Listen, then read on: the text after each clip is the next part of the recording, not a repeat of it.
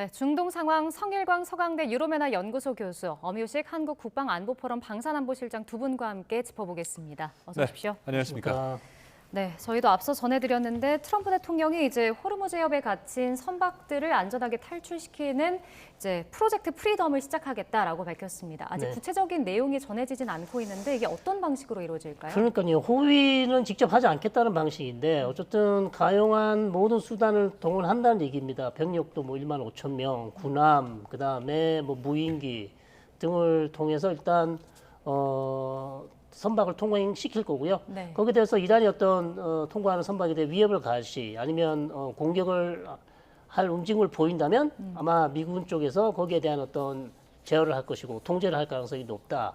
이렇게 보이는데 가장 큰 문제는 지금 이런 상당히 지금 정확하게 어떤 방식으로 안전을 보호해 줄지 모르는 상황에서 어떤 선박이 과연 여기에 섣불리 나서서 통행을 하려고 할지 아직까지 지금 첫 선박이 통과했다는 얘기가 들려오고 있지 않습니다. 벌써 지금 오후 1시가 다 돼가지고 현지 시간으로는 그렇기 때문에 과연 이게 얼마만큼 잘 성사가 될지. 근데 상당히 중요한 문제지 않습니까? 지금 미국과 이란 간에 사실 호르무즈 해협을 누가 지금 통제하고 있냐라는 걸 지금 현겨루기 상황이 됐기 때문에 예. 상당히 중요해 보이는데 아직까지는 소식이 없네요. 우리 실장님은 어떻게 보세요? 사실 트럼프 대통령이 이번에 이 프로젝트 프리덤, 이 프로젝트 프리덤으로 이제 승부수를 던진 거다라고 볼 수 있을 텐데 이게 어떤 방식으로 이루어지게 될까요?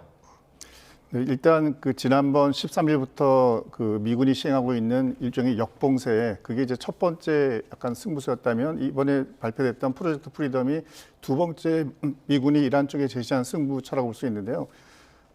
그냥 상식적으로 생각하기에는 유조선이나 민간 화물선이 지나갈 때 미국의 군함들이 옆에를 호위하는 그런 모습을 생각할 수밖에 그렇죠. 없는데요. 예.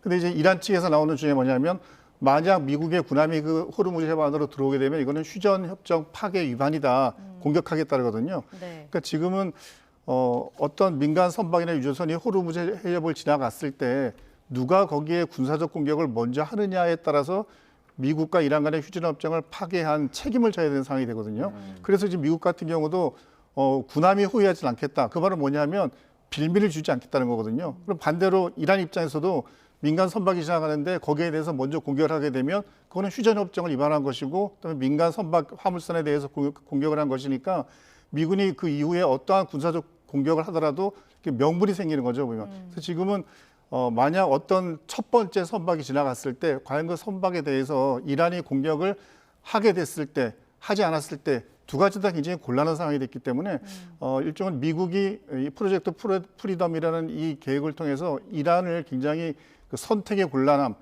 딜레마에 빠지게 만들었다고 일단은 볼 수가 있겠습니다. 네, 지금 시장님께서 얘기해 주셨지만 이란이 이제 미국의 이런 프로젝트 프리덤에 대해서 이제 휴전 위반이다라고 밝힌 거잖아요. 네. 그럼 결국 이란이 먼저 이렇게 군사적 행동을 보이면 미국도 뭐 강력하게 대응하겠다 예고를 했기 때문에 그렇죠. 어느 쪽에서 먼저 움직이느냐가 관건일 것 같은데 이란이 실제 공격을 감행할까요?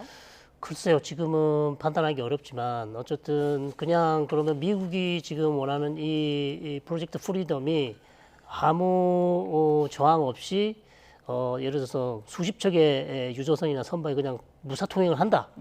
자, 그렇게 됐을 때 이란이 가지는 압박감은 대단할 수밖에 없죠. 자, 지금까지 우리가 호르무즈 해협을 봉쇄하고 있다고 그렇게 천명을 했었는데 결국 미국의 어떤 이 새 작전, 즉 갇혀 있는 호르무즈 해협에 갇혀 있는 선박들 구출 작전이 이란에 아무 저항 없이 잘 통과되었다. 그렇다면 사실상 이란의 어떤 호르무즈 해협 봉쇄가 실패한 거나 마찬가지잖아요. 그렇기 때문에 제 생각은 선박들이 여러 차례 수척이 통과되고 또 미군이 그것을 보호한다면 이란 측에서 가만히 있지 않을 가능성이 상당히 높지 않냐. 왜냐하면 이게 그냥 예를 들어서 50척 하루에 뭐 수십 척이 지나가게 된다면 그렇다면 이제 그러면 무사 통과가 가능해졌다. 그럼 미국 입장에서는 결국 우리가 힘겨루기에서 호르무즈 통제를 둘러싼 이란과의 힘겨루기에서 우리가 이겼구나. 이렇게 판단할 가능성이 높기 때문에 그것이 어떤 방식이 될지는 모르겠습니다만 어떤 방식으로든 이란이 개입할 가능성이 상당히 높다. 이렇게 봅니다. 예, 오늘 어쨌든 트럼프 대통령의 선박 구출 발언 이후에 호르무즈 해협 인근에서 유조선 한 척이 피격됐다는 소식도 전해졌습니다. 물론 뭐 확인되지 않은 발사체에 의해서 피격이 된 것이라서 이란이라고 단정을 지을 수는 없지만 어떻게 보십니까? 이 상황에 대해서? 일단 선박 한 척이 뭐 확인되지 않은 미상의 발사체에 의해서 피격을 당했다고 하는데 이게 미국이 발표했던 프로젝트 프리덤에 대해서 직접적으로 어떤 위협을 가하거나 그런 것들을 하지 말라고 하는 그런 군사적 조치는 아닌 것 같고요. 실제 또 뭐 나온 것도 보면 그런 선박에 대해서 정지를 하기 위한 공격이었지 실제 그 선박에 대한 어떤 위해를 가하기 위한 공격이 아니었다라고 아마 이란 쪽에서 발표하는 것 같은데요. 가장 중요한 건 그런 것 같습니다. 지난주에 트럼프 대통령한테 그 케인 합참 의장과 중부사령관이 45분 동안 보고를 했다고 하잖아요. 보면 그러니까 지금 보니까 그 지난주에는 저희가 이제 다른 여러 가지 가능성을 얘기했지만 이 프로젝트 프리덤에 대한 얘기를 하지 않았었는데 그때 보고한 게 이 내용이었었고 이것에 대해서 트럼프 대통령이 지난 주말간 결심을 했구나라고 생각이 되고 아마 그런 보고를 했을 때는 분명히 이란이 어떤 공격을 했을 때 우리 미군이 어떻게 해야 될까를 분명히 치밀한 계획을 짰을 거거든요. 그럼 그런 계획을 짜는 거에 첫 번째는 미국 대통령의 말만 믿고 호르무즈 해협으로 빠져나왔던 그 어떤 선박이 대통령의 말을 믿고 나왔는데 엄청난 피해를 보거나 배가 진짜 운항에 불가능할 정도로 파괴가 된다면 그거는 미국의 어떤 위신의 손상이고 미국의 말을 믿을 수 없는 것이고 호르무즈 해협에서 미국의 어떤 군사적 그 우월성을 인정할 수 없는 상황이 되기 때문에 아마 그런 상황이 생기지 않도록 아마 굉장히 치밀한 준비를 했을 거라는 예상이 됩니다. 뭐 예를 들면 그 호르무즈 해협 상공에 여러 가지 위성을 통한 감시 정찰 수단들을 동원시키고 지금 또 굉장히 많은 무인기들을 아마 띄워서 이란 해안 쪽에서 뭐 그런 모기함대라고 하는 소규모의 고속정들이 출발하는지 이런 것들을 계속 감시하고 있을 테고 아마 그쪽에서 어떤 표적들이 이동했을 때 그것을 격침시킬 수 있는 일종의 아파치 헬기라든지 또는 뭐 A-10 공격기라든지 뭐 그런 것들 그다음에 지상에서의 미사일들 아마 이런 것들이 아마 총체적으로 준비가 되고 있어서 네. 호르무즈 해협을 빠져나가려고 하는 그 선박들에 대해서는 미군이 뒤에서 여차하면 지켜줄 테니까 걱정하지 말고 나와도 된다라는 아마 그런 믿음을 지금쯤 아마 그 선박들에게 전파하고 있을 것 같습니다. 첫 번째 선박의 움직임이 아무래도 이번 호르무즈 해협 전체의 어떤 그 판세를 바꾸는 예. 그런 요인이 될 것으로 봅니다. 네. 자, 그런가 하면 트럼프 대통령은 본인이 또 내뱉은 말로 논란을 만들기도 했습니다. 네. 미국이 선박을 납포한 것과 관련해서 이제 해적이다 이런 표현을 썼더라고요. 어떻게 네. 보셨습니까? 그러게요. 이거 말실수 아닙니까? 그거 말고는 다르게 볼 방법이 없을 것 같아요. 괜히 지금 해적이라는 단어를 사용을 해서 구설수에 올라 있고 안 그래도 지금 미국이 벌이는 작전에 대해서 이제 미국 내에서 여론이 안 좋은 상황이고 또 국제사회에서도 뭐 지지하는 사람도 있을 것이고 또 미국의 어떤 전략이 미국의 어떤 이란에 대한 전쟁이 어떻게 보면 또 뭐 침략 전쟁이다 이렇게 또 비판하는 사람도 있지 않습니까? 네. 그렇기 때문에 단어 사용을 잘못하는 트럼프 대통령이 쓸데없는 논란을 일으키고 있고 오히려 이 전쟁의 어떤 정당성이 필요한 상황에서 더 지금 점수를 잃는 게 아닌가. 그래서 대통령의 말을 참 조심해야 되는데요. 트럼프 대통령 계속해서 실수를 하고 있다. 이렇게 말씀드릴 수 있겠습니다. 예. 근데 사실 이 트럼프 대통령의 프로젝트 프리덤, 그러니까 이전과는 좀 기조가 바뀐 것 같다는 생각이 드는데, 이전에는 뭐 일단 뭐 동맹국들에게 뭐 호위함을 좀 보내서 직접 어떤 호르무즈 해협을 빠져나가게끔 도와줘라 이제 이렇게 했던 것을 직접 도와주겠다 이렇게 나온 거란 말이죠. 이 배경이 어디 있다고 보십니까? 트럼프 대통령이 이 이란과의 전쟁을 하면서 본인 뜻대로 안 되겠다 한 가지 있지 않습니까? 그러니까 나토국이나 동맹국들이 군함을 보내가지고 트럼프 대통령과 함께 뭔가 발을 맞추길 기대했는데 지금까지 그런 게 없었었거든요. 지금 유럽 국가들이 뭐 한 50개국들이 모여서 다국적군을 구성한다고 하는데 이제 거기에는 이제 미국은 또 배제돼 있고요.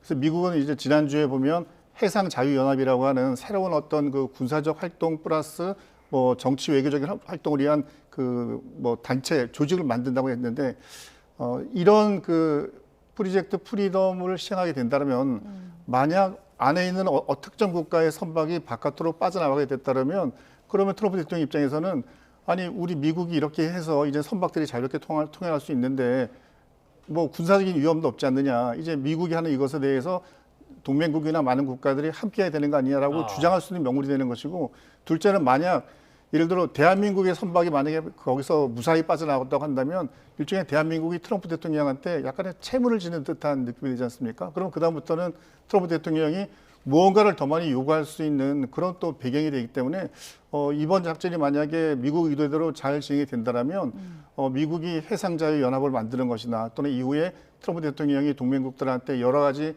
비용 청구를 하는 것들도 일종의 가능해지기 때문에 트럼프 대통령 입장에서는 굉장히 뭐 아주 좋은 한 수를 썼는데 과연 이것이 성공적으로 될 수 있느냐 없느냐 그게 제일 관건인 것 같습니다. 네. 그리고 이스라엘 보도를 보면 트럼프 대통령이 이란이 이제 역제안한 14개 항의 종전 협상안에 대해서 수용할 수 없다 이런 입장을 밝혔다는 보도가 나왔습니다.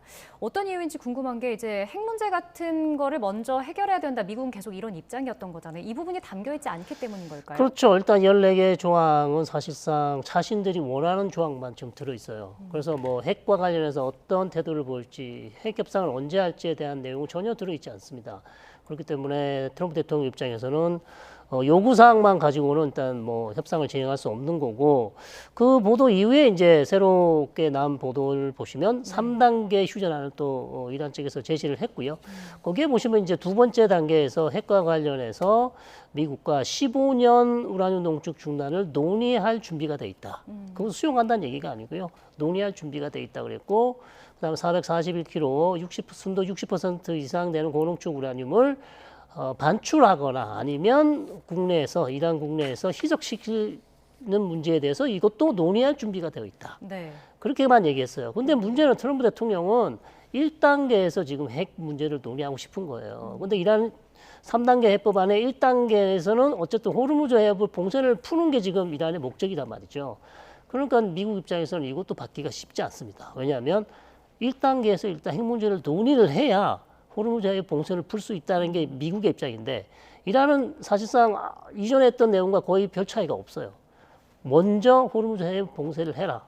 봉쇄 해제를 해라. 왜냐하면 이란 경제가 어렵기 때문에 계속해서 원유 수출을 못하고 있잖아요. 이란 경제에 큰 타격이 되기 때문에 어쨌든 해상 봉쇄를 풀면 핵 논의를 할 준비가 되어 있다고 하지만 트럼프 대통령 입장에서는 그 반대를 요구하고 있기 때문에 계속해서 지금 엇박자가 나고 있다. 이렇게 말씀드릴 수 있겠습니다. 그러면 트럼프 대통령 입장에서는 그러니까 이란이 어떤 제안을 뭐 얼마큼 많이 하더라도 핵과 관련된 미국의 제안과 맞을 수 있는 네. 그 핵이 없으면 사실 요지부동 이제 움직이지 않겠다. 이제 이런 강력한 의지가 표현이 되겠죠. 그렇죠. 그러니까 핵을 일단 제일 먼저 논의를 해야 되는 거죠. 핵을 미국 입장에서는. 그렇죠. 미국 입장에서 핵을 논의한 다음에 그 결과에 따라서 이란에 대한 해상 봉쇄를 풀지 말지를 우리가 결정할 거다.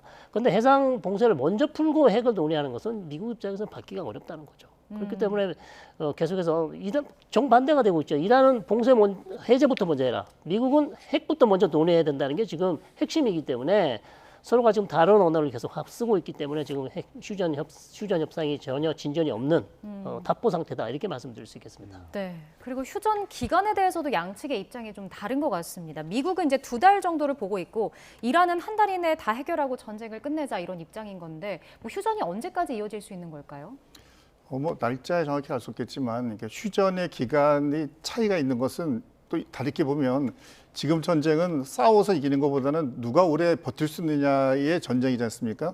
그러니까 미국은 우리는 이게 앞으로 2달 동안 가더라도 이겨낼 수 있다. 뭐 유가의 문제, 뭐 경제의 문제 이런 것들 미국은 다 이것은 수용이 가능한데, 지금 이란 같은 경우는 한 달 안에 끝내자고 이야기를 했지 않습니까? 그런 것을 얼핏 보게 되면 시간적으로는 오히려 이란이 더 쫓기고 있는 거 아닌가. 그러니까 미국은 2달 정도는 지금과 같은 걸 가도 상관이 없어. 그러니까 호르무즈 해협의 폐쇄, 역폐쇄 이런 것들 우린 가도 이상이 없는데 이란 같은 경우는 더 이상 버티기 어려운 거 아니야?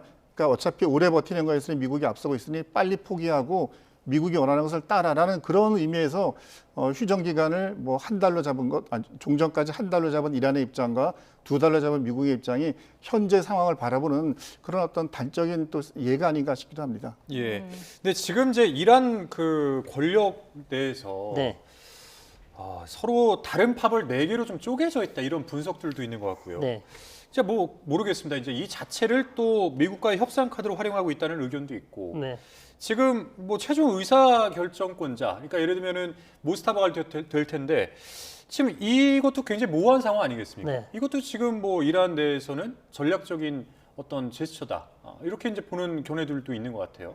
한번 좀 전문가시니까 정리 좀 한번 해주세요. 정말 네. 이거 어려운 문제입니다. 일단 두 가지 시각을 보실 수 있는데, 미국 트럼프 대통령이 계속해서 협상에 진전이 없는 이유가 이란 내부가 정리가 안 됐다. 도대체 협상파와 강경파, 도대체 뭘 원하는지 모르겠다.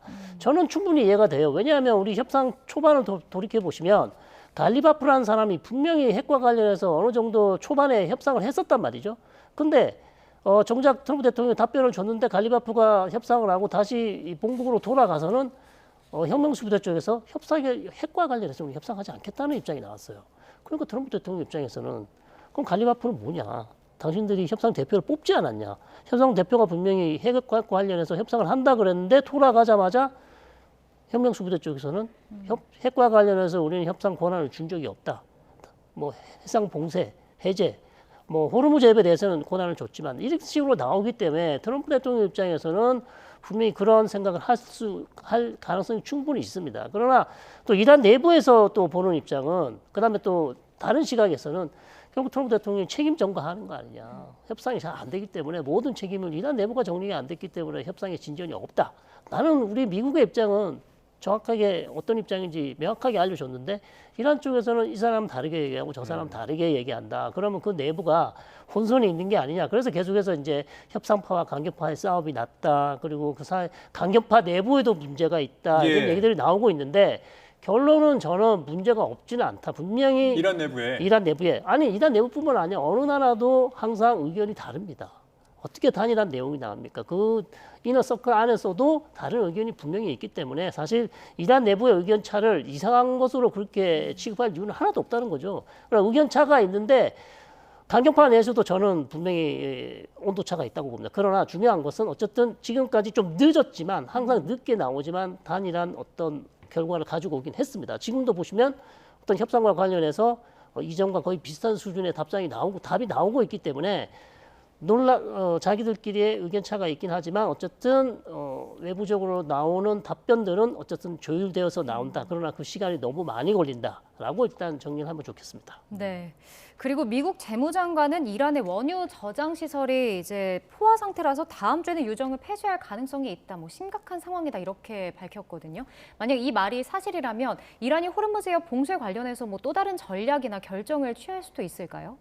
현재 이란은 원유를 수출해야 되죠. 보면 해야 되는데 원유를 수출할 수 없게 미국이 아라비아해에서 이미 봉쇄를 하고 있고, 그다음에 하르그 섬에다가 그 뽑아낸 석유들을 저장을 해야 되는데 이제 거기도 이미 저장 용량이 차 있는 상태고 또 지하에서 계속 그러면은 그 유정에서 석유를 뽑아 올려야 되는데 뽑아올 수 있는 여건도 되지 않고 결국 그러면 이란이 어느 한순간에는 석유를 생산하지 못하고 중단시켜야 되는 그런 상황이 직면할 수밖에 없고요.